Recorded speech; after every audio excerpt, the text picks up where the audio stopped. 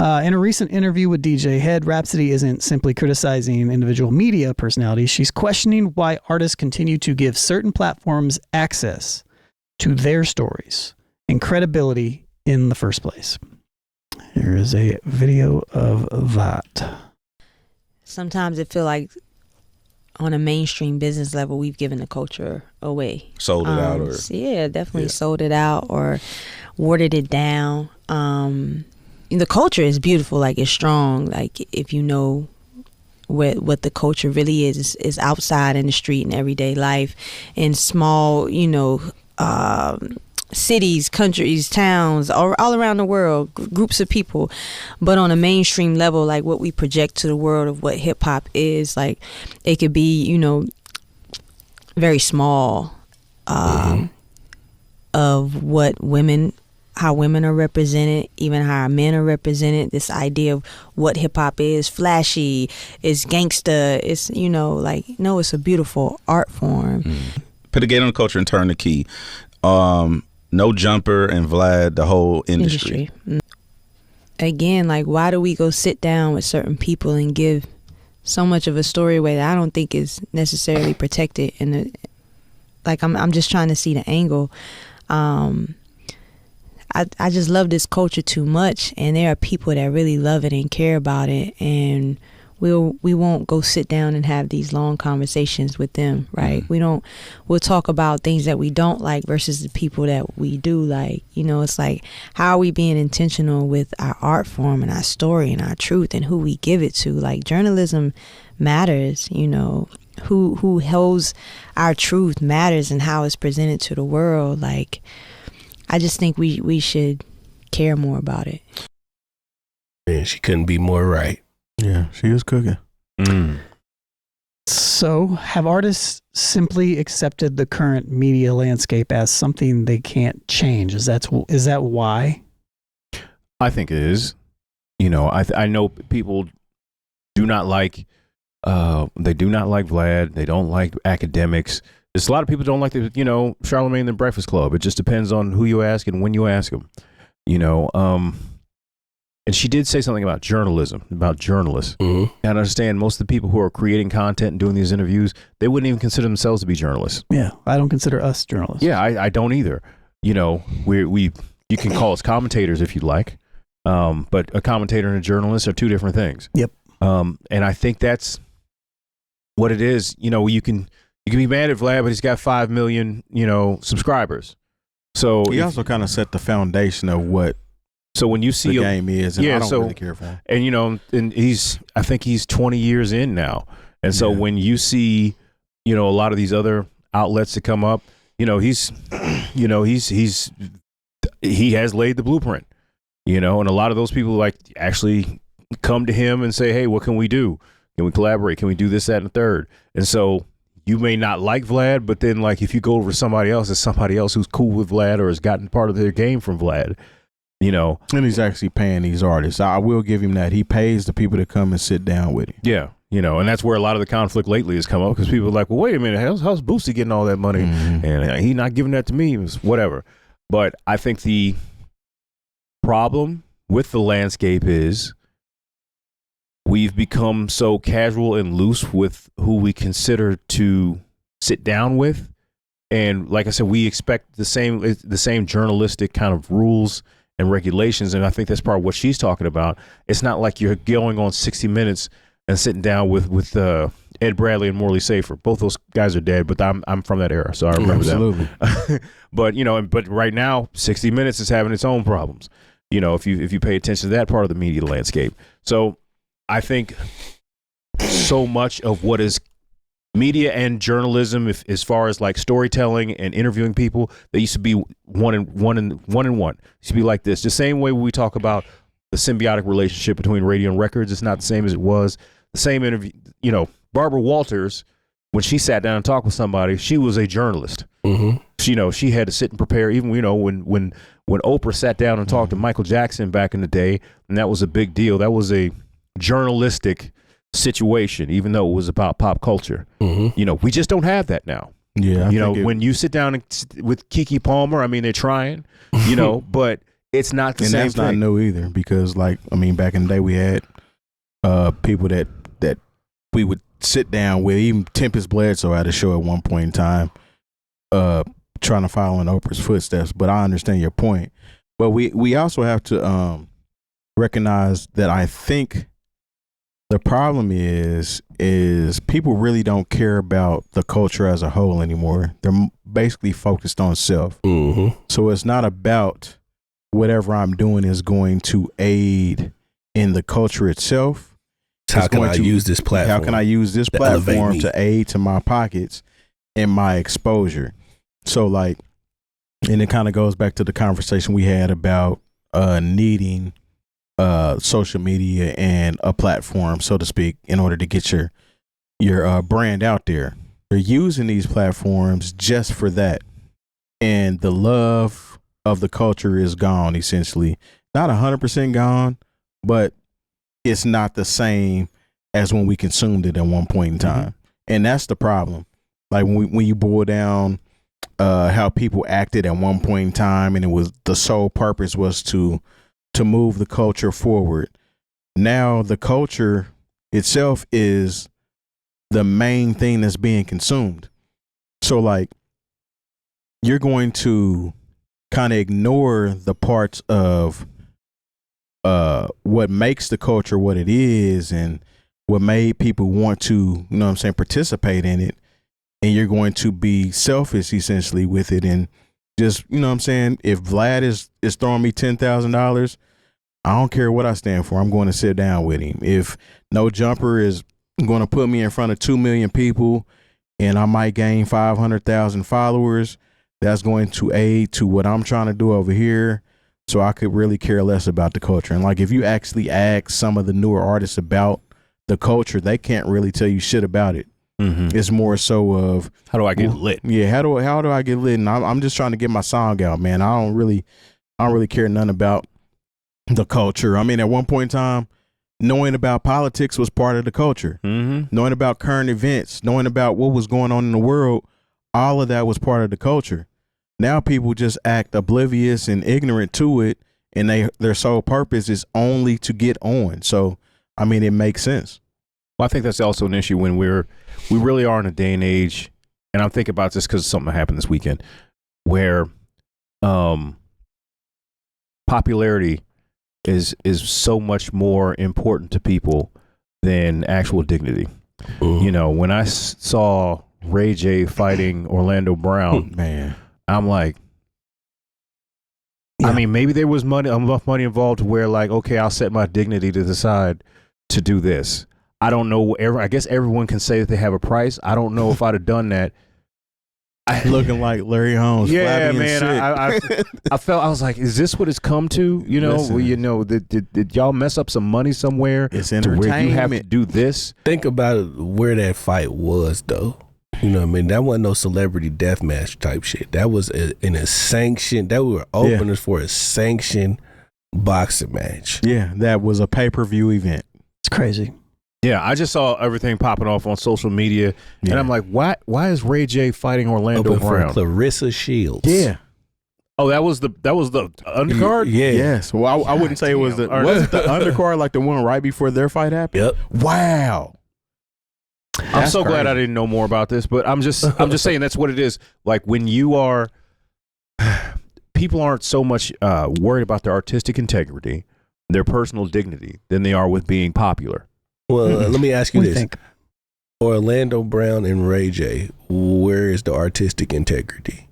I mean, that is their artistic integrity, the popularity portion of that. That's what they are at this point, right? Mm-hmm. They are faces. They're trying to remain relevant. Yeah, like there is no artistic thing kind of related to seeing two random celebrities fights, like celebrity deathmatch or something, you know. Their pocket is social media. Yeah, because Orlando Brown is not, he's not acting as far as I know, and Ray J doesn't have any new music. So, like, this is how you remain. They're both reality TV stars. It's how you remain popular.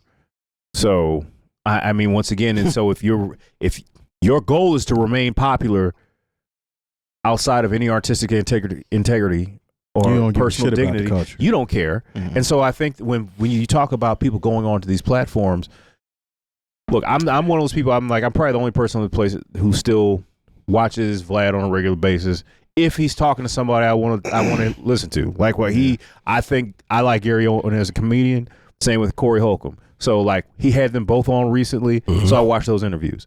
Now if he's talking to just some random dope boy rapper or whatever, I miss all that. And that's typically the argument for supporting these platforms is that, well, they're big enough and, the good could potentially outweigh the bad. No, I mean, and I've said that, despite what the criticisms are of them, if you have a rollout to do, whether it be for an album, a TV show, a comedy special, whatever, it will be the two places you need to, more than the Tonight Show or Late Night with whoever, you need to hit up the Breakfast Club and DJ Vlad, because those people have eyes on those. That content keeps rolling, mm-hmm. as opposed to if you didn't check out the Tonight Show that night it was on, you're gonna miss it. Mm-hmm. And there was a show I really like called like Brooklyn Misdemeanors or whatever. No, Flatbush Misdemeanors. I thought that show was so good. It was. But, the people who were on it didn't show up on Vlad until the show was already about to be canceled. Mm-hmm. Yeah. Like Rapsody said, though, the situation, the problem is that it's watered down. And that's 100% true because, again, nobody's so focused is the culture anymore. So if I want to go on these shows and they're successful and I'm going to get eyes on me, then that's just what I'm going to do. And in some ways you can't really fault some of these people because they weren't really in it for the culture in the first place, or like they may have seen an out. Like this is a new form of getting out the hood, essentially, mm-hmm. so to speak. So like you ain't got to rap or play ball. I can stream in my bedroom, or somebody might see me and pick me up, or heard my single and now I'm talking to Vlad, or I paid for a spot on Off the Radar to get this song out there. I think it's not. I think the focus isn't on the culture in a sense of making the culture proud. It's more of a sense of this is just me using whatever lane that I can in order to make myself successful and to get out of the situation that I'm in. I think that's the only thing. That's something that I kind of want to talk about, but do you have anything to add, Byron? So I'll pose this question to you then. If the same names keep coming up, but their position in hip hop media hasn't changed, are artists actually challenging the system, or are they just repeating the same criticism because it's an easy target? I think it's an easy target. I think Vlad and academics are easy targets, and so is to a certain extent Buddy with No Jumper, Adam 22. Because you can say, oh, they've done this and they've done these things that we don't like. I mean, but then you go and sit down with someone who's less popular and you're giving up the same information as you would if you were on these larger platforms. Some people are. I'm not saying Rapsody would do this because I believe she was on Sirius XM and I'm not sure exactly who she was speaking to, but that's just the thing. Like, if you want to go to these platforms, whether you hate them or not, or you feel, if you go in there and talk about what you want to talk about. I think these people go to those platforms because they have to go to those platforms. Mm-hmm. People that go to Vlad and Adam 22 and academics, they go there because that's where their audience is. You know what I mean? Like, I don't see like NBA YoungBoy doing an interview with Charlamagne. You know what I mean? Like, even though he could. He just did one with, what's his name? Yeah, he did one with Funny Marco. Funny Marco, yeah. And you know why he went to Funny Marco? Because he couldn't be challenged.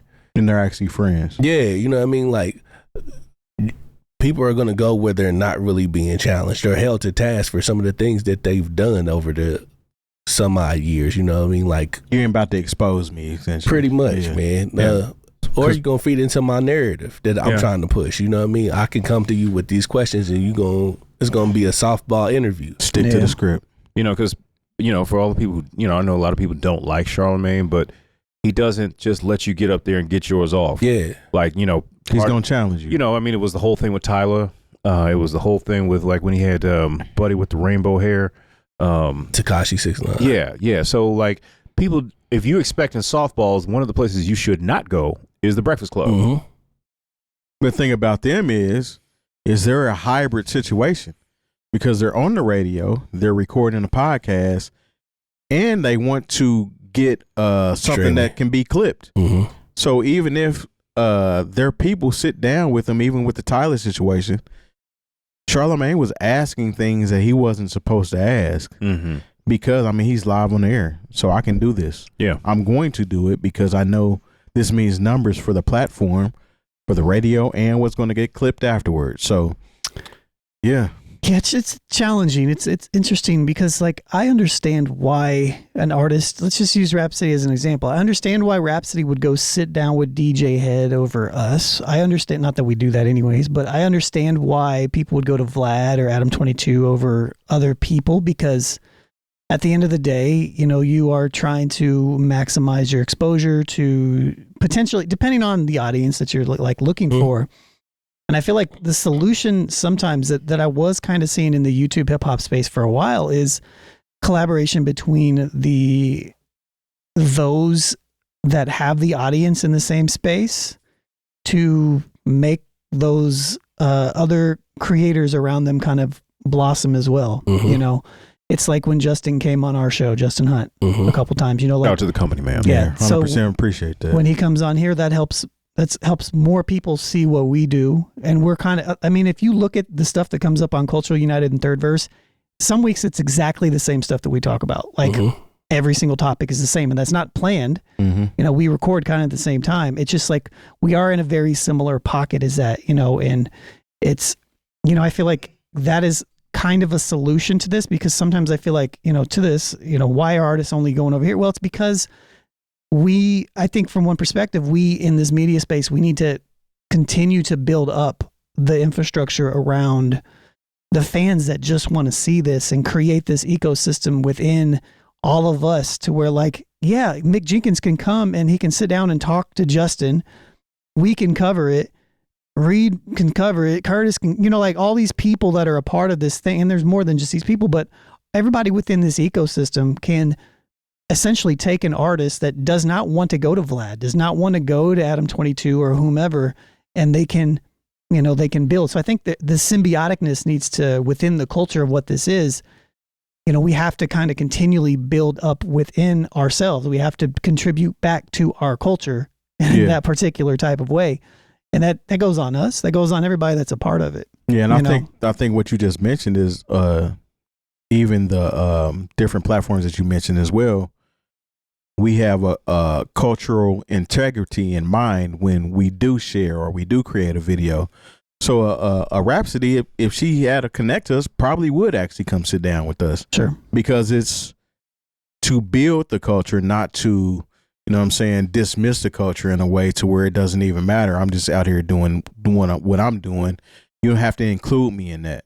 Yeah. And we see a lot of people that go viral because they tell you exactly what they mean. I'm not really part of the culture. Or remember for a while, everybody was, I'm not a rapper. I'm not a, you know what I'm saying? Yeah. It's like you want to be very dismissive because it's not about the culture to you. It's never been about the culture. It's about the money. It's about the money. It's about being lit. Yeah, I was waiting to, I've intentionally not said anything about that, but a lot of this comes down to the root of, you know, when Terry keeps talking about hyper-individualism, that is a culture that we live in. Yeah. You know, that is not a collective nature. That's not a hip hop culture thing. You know, that's not it's what what rap music business has turned into, if you will, you know what I mean, throughout time. But yeah, you know, like it's definitely very hyper-individualist. How can I take care of mine? How can I do the things that is important to me? Not necessarily influence and build within the community that's a part of that is supporting me regardless of anything. You know, I saw this very early on as a musician, but also with bringing down the band. I saw, you know, it's just like you just see this, and paying attention to the culture isn't as important as it was at one point in time. Yeah, and it's crazy because, like, not to get off topic or anything, but it kind of is on topic. usually whenever I cut the grass, I listen to an album I haven't listened to in a long time. Last week's selection was Soul Food by Goody Mob. Mm-hmm. Those type of albums are not made anymore on a mainstream level. Mm-hmm. Now they are made still. I don't want to just discredit any artist that's putting out any kind of content or music like that, but like at one point in time, this was at the forefront of the culture. That wasn't mainstream though. It wasn't mainstream, but it was. It was on LaFace Records. It was mainstream. It was on, and what I mean by mainstream is not radio, but it definitely had video play. Mm-hmm. If you were a fan of hip hop culture, you knew exactly who Goody Mob was. And I feel like there's a lot of people, unfortunately, who weren't either raised and were able to listen to that album called Soul Food, or just didn't know about it. Because like the content matter in Soul Food was culturally responsible as far as telling you exactly what was going on at the time. Mm-hmm. And oddly enough, it's the same shit that's going on right now. Yeah. You know, so like people aren't making or focusing on making something that's going to carry on and kind of boost your morale, so to speak. I don't think that's true. What I'm saying from a mainstream point. But I think that wasn't mainstream. But what I'm saying is like I don't necessarily. It's just what mainstream pushes, right? Yeah. Which is to my point to where like the infrastructure around the culture needs to continually just build. Yeah, when I say mainstream, I mean mainstream hip hop, so to speak. But that wasn't mainstream hip hop. Mainstream hip hop, you would have saw on Yo MTV Rap. You did see that on Yo MTV Rap. You saw that on BET. No, you saw it on Yo MTV Rap like, as well. LaFace, you know, you talking about a major label. I don't think that was a Yo. I don't think that was a Yo MTV Raps around that time. Yo MTV Raps came out in the 80s. It was like. No, I mean, but no, you talking about raps. Yes. But I'm talking about 96. Around that was 95. 95, 96. 100% both of them was out. But at the same time, like that's Yo MTV BET Raps jams. Yo MTV Raps had evolved into MTV jams. just what you would call Yo. Yeah. But it was still, I still saw them on BET. Here's the problem with this though, just to bring it back. Because we can definitely go on a tangent here. No, you're good. Because this is a good point. The 90s and that particular time was the exception. Mm-hmm. This stuff still exists right now. Like that is when we saw consumerism completely take over hip hop. That's when we saw networks and all try different things out to put these artists in the front because they wanted to profit off them. They have fine-tuned the system at this point, and they know what sells and what will not sell to the most massive. It's been tried and tested over and over again. They know that if Goody Mob comes out today, a Goody Mob / artist, it's not going to do well unless all these things are in place that have already been tested. It's just not going to work. And that's true. And that's why I kind of prefaced that it still happens. There's still artists out here that are dropping music that is, you know what I'm saying, similar to what Goody Mob dropped in 1995. But the problem is not even the record label pushing it out because they figured out a formula. People were more into the culture to a point where even if this record label or the masses, so to speak, ain't rocking with it, me being a part of the culture of hip hop, understand why this album is important. So I'm going to participate in that based off of my knowledge and what I know, and you know what I'm saying, what I know that this is actually given to the culture rather than taken away from it. Yeah, I mean, I guess I still think that exists. I just think that it's just in different pockets now. I think it's really hard to compare the 1990s because of all the gatekeepers and everything that existed. And the previous conversation that we just had about content, like it's all this stuff existed. I just don't feel like, I feel like the infrastructure around this independent, where the culture kind of lives, I think that just needs to be more empowered and it needs to be more focused.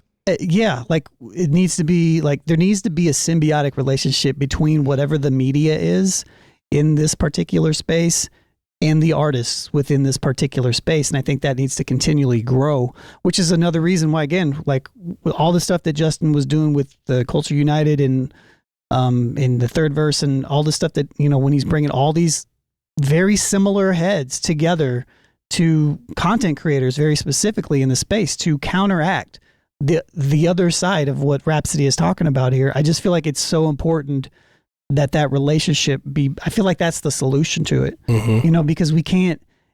The culture will never like reformulate in the mainstream. It will never do that. That will never be where it lives, and that's never where it ever has lived. It's always been anomalies that is It's a kind of subculture, like, that kind of popped in there, Yeah. but it always existed where it existed. You know, like, and I think sometimes when you think, oh well, these artists, they lived in the mainstream. Yeah, those were experiments. Those were like exceptions. I mean, but it was authentic though. You know what I'm saying? I think the authenticity of being a part of the culture is probably 100% gone in a certain way. I don't think it was ever there. I think it was. I think it was only sold there. It was only that anomaly existed because of BET. You know what I mean? Because Bob Johnson owned BET and he could push whatever it is that he wanted to push out there. You know what I mean? Once BET got sold to Viacom, those options were gone. Like there's a individuals, point. Yeah. individuals within these entities, Sway existed. You know what I mean? Like there's individuals that have existed in these platforms, but the platforms themselves, Mm-hmm. it was always destined to be that way. In the same way that capitalism is always destined to do the same thing. Yeah, I guess I still feel like the actual Where the meat on and TV? potatoes. I still feel like even regardless of TV, like I mean, there was artists that I rock with back then that were never shown on TV that had substance behind them. I feel like that we have to actually give some of the people that were about the culture in itself. So he brings up LaFace. So Babyface and L.A. Reid, who made it a point to put out music that would be culturally accepted and to be wholesome in a sense. And I mean, and it was something they could sell. Something they could sell 100%, because I mean, at the end of the day, people are wanting to make money off of it. It's a boutique label. Where is a boutique label right now? There is none. Outside of TDE. Yeah, it's all underground. QC. All of it. That's gone. They sold that. All of it's underground. All of it lives like in the fringes, you know? Yeah. So I don't know. Well, no, I still feel like there was some credibility and some integrity involved in the music that was being put out to you in reference to the culture. I believe don't disagree in with you that. Yeah. Like you can put out a record, nobody believes in you. Mm-hmm. You know, like you can mix, master, and maybe not be done well, and release your album on the same Friday as the biggest artist in the world. And it may not get a super amount of attention, but maybe somebody will latch on to it. That's always the hope. You know, at one point, if you made a record, if you got into a studio and put out some wax, a CD or tape, it's because somebody, a gatekeeper, if you will, believed in your talent. Now, the only people that believe in you are the people who believe in your metrics. But their ear was different. Their ear was more inclined to listen to you musically versus what you were going to do for me socially and just to get the check. Right. Yeah, That goes back to that content creation part that he's mentioned in the beginning. You have to make yourself hot. Yep. That's how it is now. Yeah, you got to do. I don't care how great of a music I don't care how great the music is. If nobody is buying into it, that's why I need these metrics. I just really feel that like that was just like happenstance sometimes. Like back in the days, it just so happened. Like it just so happened that this artist that was culturally relevant, that had the backing and all this stuff, just happened to align perfectly in this system and for a subsection of years.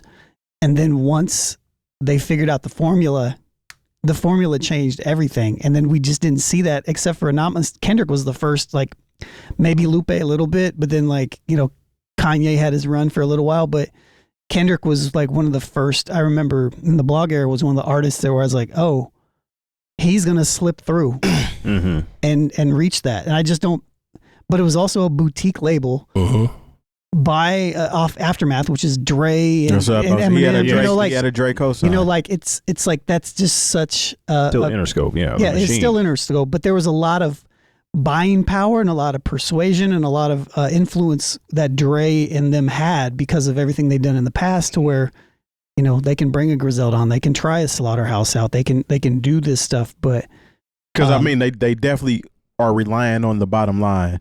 But I feel like there are some people that are still paying attention to what's culturally important musically. Yeah, individuals. Yeah. But yeah. not from like a systems stance. Anyways. Right.